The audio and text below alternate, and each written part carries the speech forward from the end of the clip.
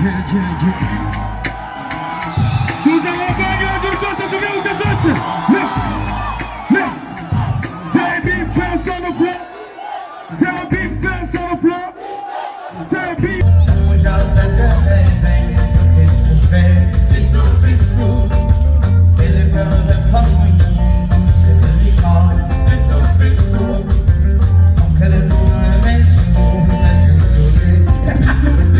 kwigisha n'ejo bundi igihe bariko baragira amasengesho yo kurangiza umwaka nyiricubare mukuru w'igihugu irama indongozi zose z'igihugu kugira ngo nshobore kubigisha ibijanye umuco w'uburongozi ngorera abantu.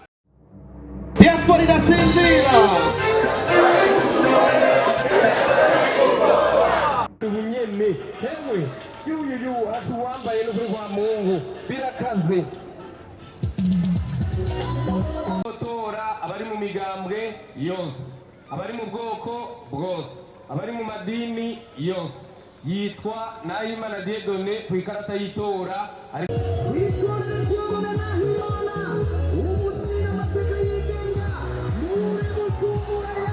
Ubunyene hewe yuyu atuwambaye n'ukuri kwa Mungu birakaze.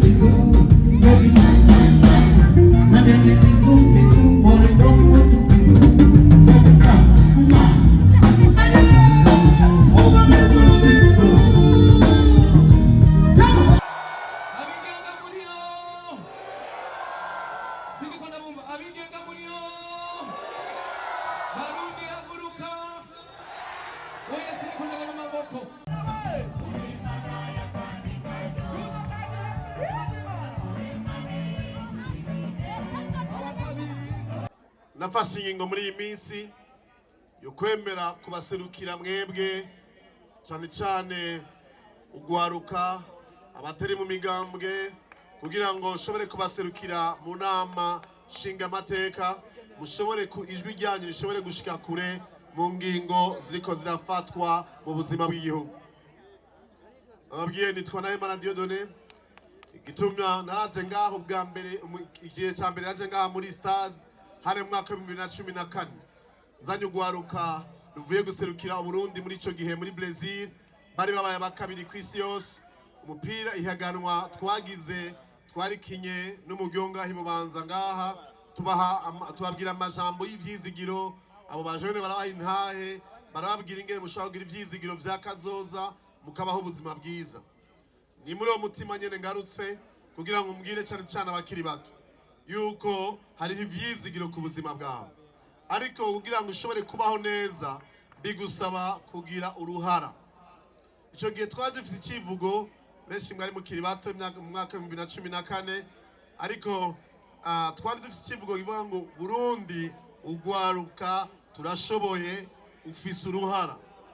Gaswe nameke mu kivyibuka mvuze ngo Burundi ugwaruka muce muvuga ngo turashoboye, mubivuge nk'abashoboye nyene. Burundi ugwaruka hashoboye haba imbere gusa bari abinyuma n'abashefu baje kurorera ntaco bashoboye, biragoye. Ariko ukaba ushoboye uduze ubwoko kwawe uvuge ngo ndashoboye nanje. Burundi ugwaruka, Burundi ugwaruka. Aracariho abantu badashoboye hari inyuma muhambariza uti mwaje gukora iki mudashoboye. Niwabona umuntu atavuze ko ashoboye muhambariza uti waje gukora iki. Burundi ugwaruka, Burundi ugwaruka. Rero icyatumye tuza ngaho nuko nahagurutse kugira ngo nitoze mu kibanza cy'umushinga amateka. Kubera iki? Ko twasanze ibintu bituma ugwaruka kumbura udatera imbere mu migambi yabo no gushika kure mu buzima bwabo. Usanga imigambi myinshi ifatwa n'ingingo nyinshi zifatwa mu buzima bw'igihugu batahadabo kwitwararika ivyo ugwaruka rukeneye cyangwa ivyo ariko baracamo. Simvuze ngo ni iminsi yose, ariko kuva kera je name ndi mu bintu vy'ama-association vyo guharanira ingene ugwaruka gutera imbere, ariko nasanga kenshi hari ahantu twisanga mu ngingo ziko zirafatwa mu bantu badukurira uburongozi bw'igihugu bibagiye ko ugwaruka ari zo nguvu za kino gihugu kandi bazoshoboza kino gihugu gutera imbere n'ingoga mu muvuduko unyarutse. Kugira rero ngo ugwaruka rushobore guterera muri iryo terambere rinyaruka, bisaba yuko baba abantu bafise ijambo, bafise akaryo gushikiriza ivyiyumviro vyabo, kandi bashobora kuronka akaryo ko gukora ibikorwa byo kwiteza imbere. Rero abantu benshi ngahi Bubanza murabizi, kumbere bamwe muracari bato, ariko twarabaye mu bihe vy'intambara, aho twabaye mu bihe aho abantu bapfa bazira ivyo batazi, bazira ubwoko, bazira intara, bazira ivyiyumviro vyabo vya politiki. Ugasanga bamwe babaye impfuvyi nkanje, ko na jewe narabaye impfuvyi kubera intambara, nisanga ndi mu bibazo, ndara mwibarabara ntagira homba, ariko byose sanga vyavuye kubera ko uburyo bw'ingene intwaro yari itunganijwe muri kahise vyagiye bizana ibibazo, abantu bagacanamwe, abantu bakankana ataco bapfa, bagapfa ubusa. Ni ukuvuga umuntu akazira gusa uko yavutse, ari muri uyu muryango, ari muri ubwoko, yavutse yisanga kumbure ari muri uku kwemera, ugasanga ivyo bitumye umuntu ashobora kuhasiga ubuzima. Turagomba rero mwese dufatanije nkuko n'indongozi z'igihugu zimaze igihe zibivuga, tuba abantu bakora ibisabwa kugira ngo intambara twabanye kuva mu myaka 60, 70, 80, 90 muri imyaka 2000 zizokwandike mu bitabo, ntizizosubire kutubako, ntizizoshikira abantu, ntizizoshikira abana bacu, ntibizoshikire abadukomoka ko bose. Tube mu gihugu ata muntu agifatishwe kumbure n'ugwiwe n'ingwara, atishwe n'ukubera ari uyu cyangwa uriye. Tube mu gihugu aho abantu bakundana mu butandukane bwabo, abadahuje amadini, abadahuje ivyiyumviro vya politiki, bagashira inguvu hamwe bakubaka igihugu ciza aho bashobora kubaho baroraniwe.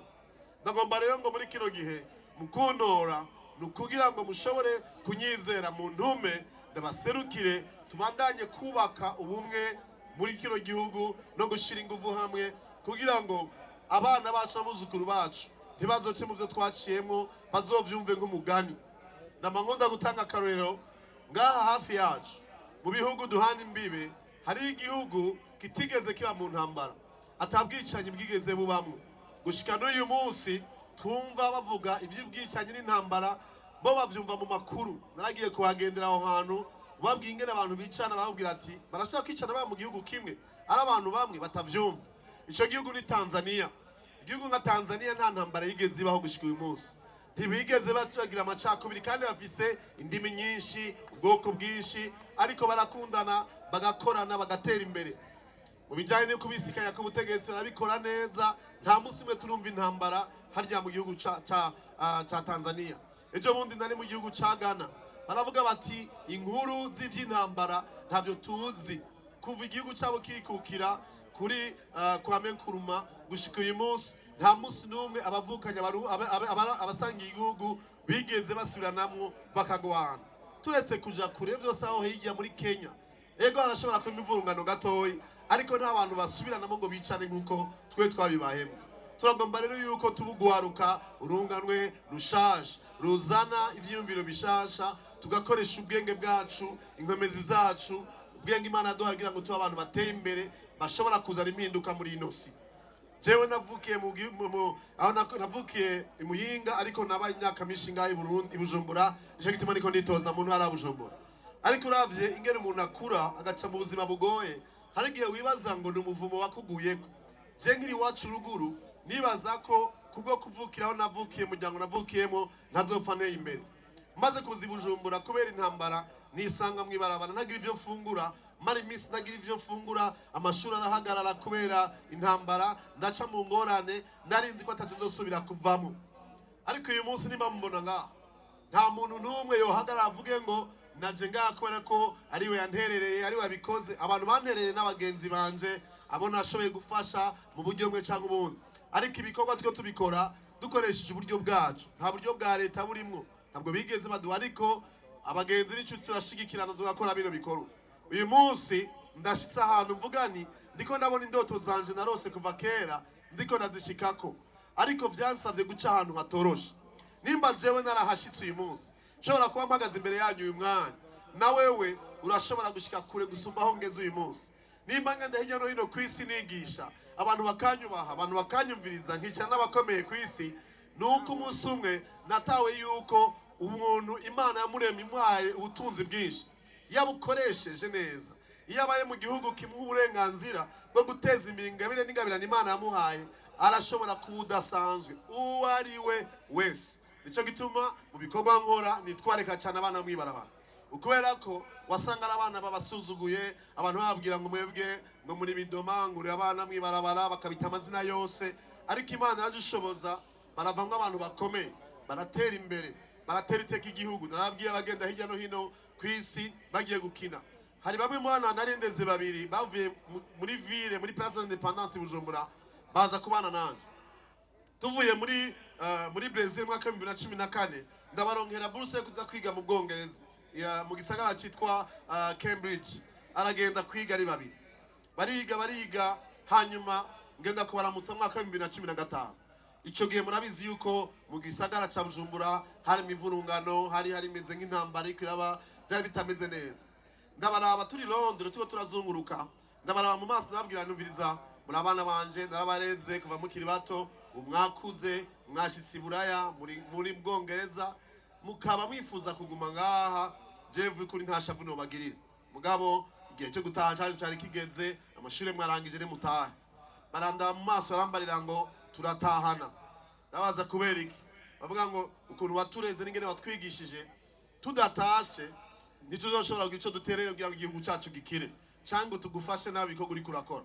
Uyu munsi nibo barongoye ibikorwa vyo kurera abana hajya i Bujumbura muri generation, ariko vyavuye ko batahuye yuko uburenganzira bwabo bafise uburenganzira bw'ico baterereye kugira ngo bahindure kino gihugu kibe igihugu ciza.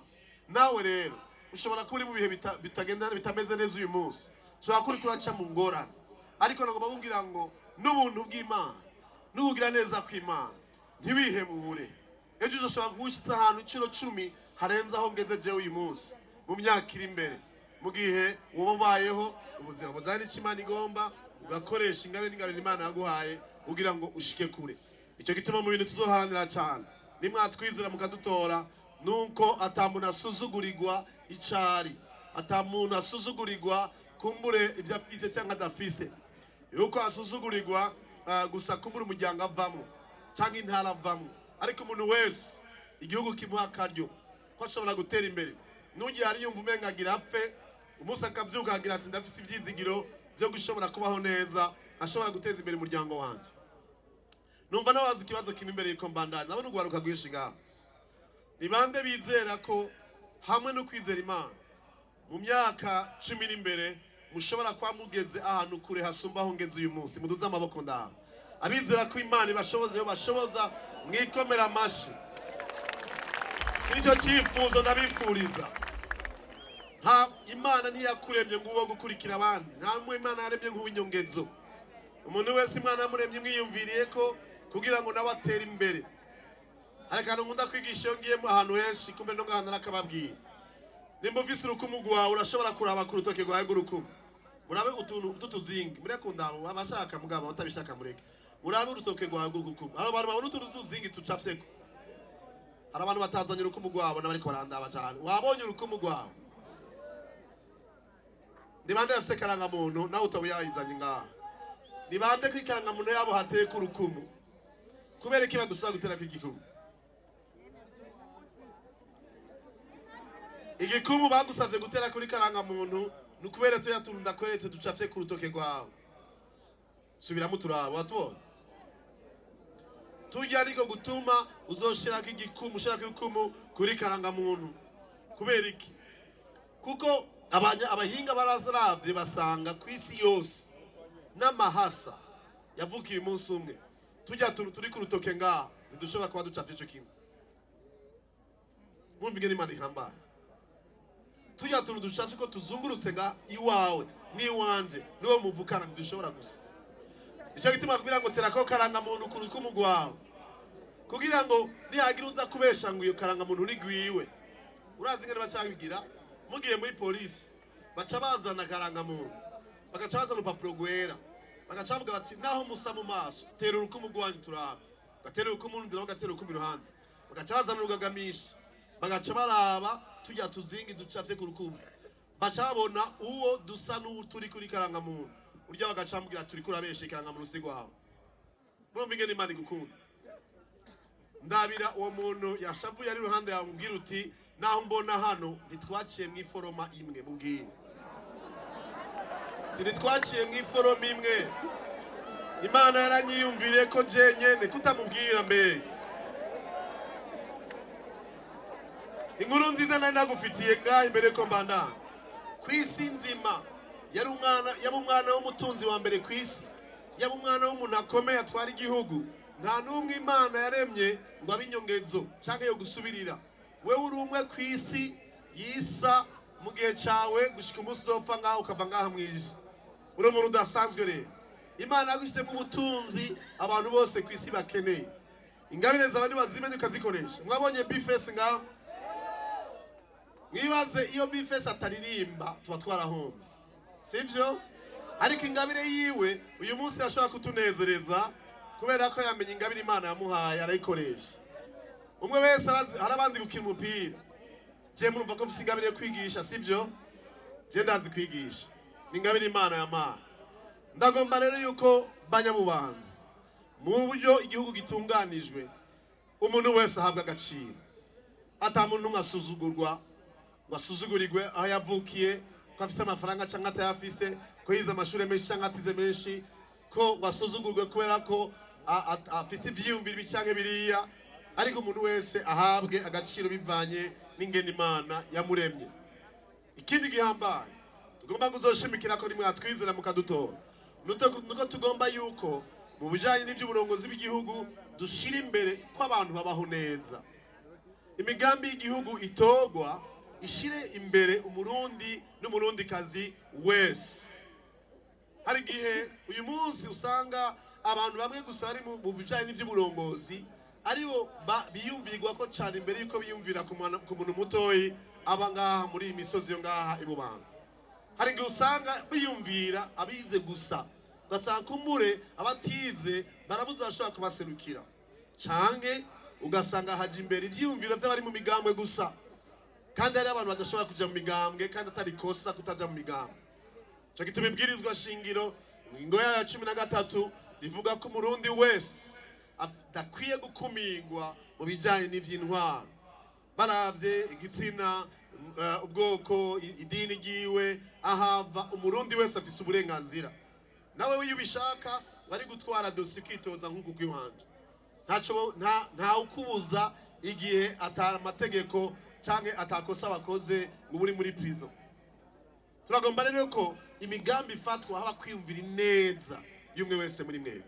Tuvuze neza y'umuntu no kwiyumvira ibintu ngenderwako, ingene abantu bafungura neza. Turaba abantu ku munsi mufungura gatatu ku munsi, muduza amaboko. Mu gitondo mufungura mbere ko muja ku kazi, saa sita no ku mugoroba. Abafungura gatatu ku munsi turabigene mu ngano.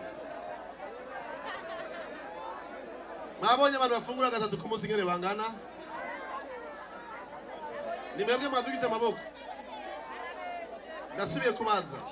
Umuntu afungura mu gitondo mbere ko aja ku kazi canke kw'ishure, saa sita no ku mugoroba duze ukuboko turara.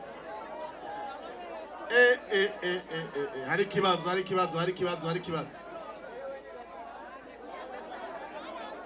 Okay, sawa, turabirenganya. Ariko ni vyiza ko imigambi yose ikorwa ituma umuntu ashobora gufungura neza, agafungura imuhagije kugira ngo ashobore kugira ingufu yo guteza imbere igihugu, cyane abana bato imbere yuko baja kw'ishuri, kugira ngo bagire ubwenge. Mu gihugu dushobora kurima kuva mu majaruguru n'amajepfo y'igihugu, turavye ingufu zidufise, twari dukwiye kuba turonka ivyo dufungura n'ivyo dusigaza tukabitwara ku masoko, abakongomani bagatugurira, tukaronka amafaranga y'abanyamahanga kugira ngo dushobore kuza kurangura ivyo tudashobora kwimburira ngaho iwacu. Rero ni vyiza ko twiyumvira twese, sivuze ngo nikosa ry'abari mu burongozi bw'igihugu, ni bijanye n'ingene twakuze kahise, ingene twiyumvira. Ni bande bibaza ko gufungura gatatu ku munsi ku barundi n'abarundi kazi ari ikintu ciza? Muduza amaboko turaha ko ari ikintu ciza two kwifuza. Urabifise mu ruhara rero, urabifise mu ruhara. Twese turafise icyo twokora. Imuvuge ngo nukubera ngo gusa abarongozi mu burongozi bw'igihugu uyu munsi, nawe usanga atacu biri kurakora cyo kugwiza umwimbu kugira ngo igihugu gishobore gutera imbere, abantu bafungure neza, abantu basubire kumererwa neza. Ikindi twifuza nuko mu migambi y'igihugu haba gushira mwitwariko ingene abantu baryama neza, bakaruhuka neza, uburaro bwiza. Ni ikintu gihambaye. Je niko ndavuga ibi bintu abantu bavuga ngo yareka kuvuga ivyo, bavuga ikibazo mu cyitoro, bavuga ikibazo cy'ikinakiriya. Ivyo nibiraba abantu bose, ego nibibazo, ariko ari ubuzima bwa misi yose. Umuntu akenera kuryama akaruhuka.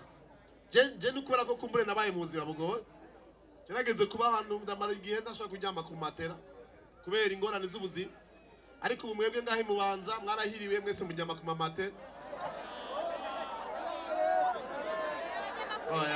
Oya muri kare kagakora kwivugisha. Ico naco mbaza, ndabizi ko mwese muryama ku matera. Ariko hariho abantu hariya mu misozi, badashobora kuronka n'uburyo bwo gushobora kugura matera.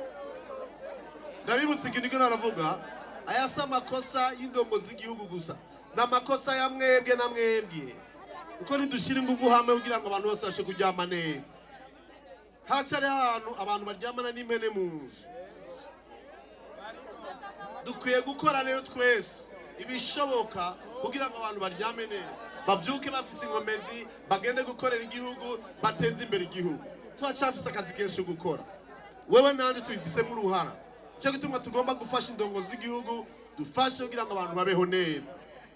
Nivize rero ko imigambi ifatwa, ingene ubutunzi bw'igihugu bukoreshwa ari kugira ngo abantu bafungure neza, bambare neza, baryame neza, bateze imbere ubwenge bwabo, bagire amagara meza, hanyuma tuje muri ryaterambere nyaruka, muri yambona kazoza y'umukuru w'igihugu, duterere twese ari uko tumeze neza.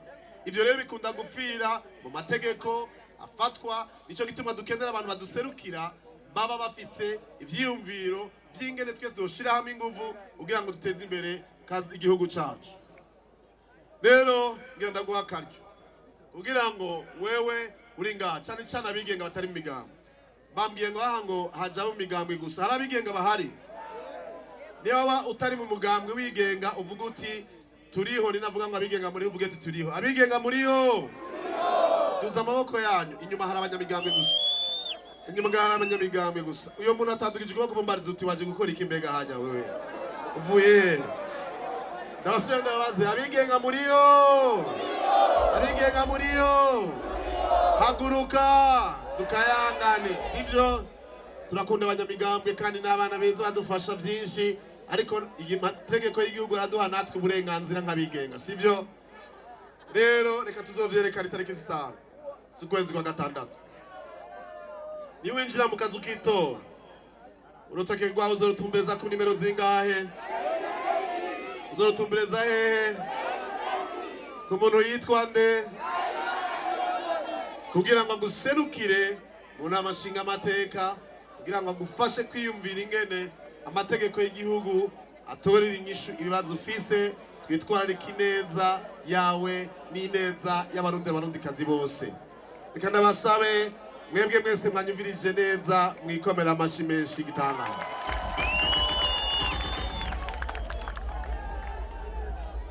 ndarangije ijambo ryanje narifise nizere ko ata muntu yashavuye mbonye umuntu ashavuye iruhande ya mumbari tutushavujwe n'iki ujya muntu ashavuye mumbari tutushavujwe n'iki twaje kunezerwa turi mu gihugu kirimo amahoro n'umutekano n'umwidegemvyo dushimira cyane amarondeye amahoro ariko kandi turi mu gihe cyo kwidegemvya